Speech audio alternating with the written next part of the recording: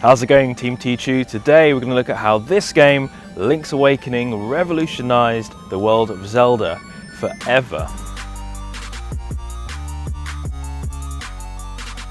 When you think groundbreaking Zelda games, you probably think Ocarina of Time, Wind Waker, and of course, Breath of the Wild. But what about me? I'm a really good game. No. The game that changed everything was the 1993 classic Link's Awakening. It laid the groundwork, the foundation for all the 3D Zeldas that came after it. So let's take a trip back through time and explore the story, the history of Link's Awakening.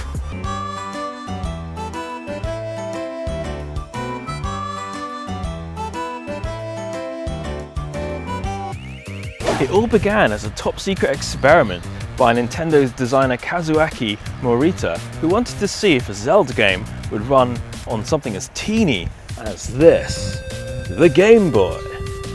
The director of A Link to the Past, Takashi Tezuka, wanted to port the game to the Game Boy, but instead, Nintendo decided to create something very different. Link's Awakening changed the future of Zelda more than you can possibly imagine, with 3D Zelda producer Eiji Aonuma saying, "If we had proceeded from A Link to the Past straight to Ocarina of Time without Link's Awakening in between, Ocarina would have been very different." The first three Zelda games were pretty much hero, princess, sword, Ganondorf saved the day.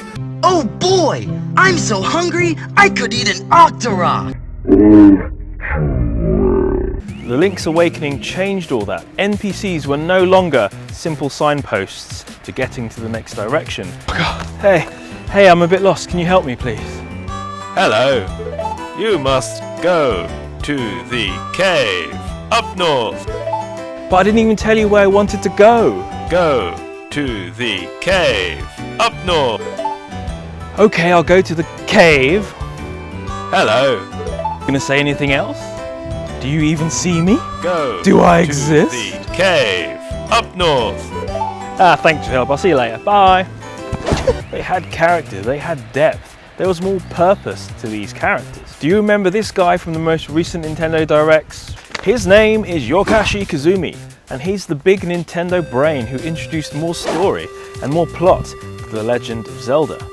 Link would interact with villagers, he'd talk to them, they'd have more purpose, more story, and they'd even have names. And names are super important for drawing you into this world of mystery and magic. No longer were characters random guy by statue, but they were actually people living and breathing on this island.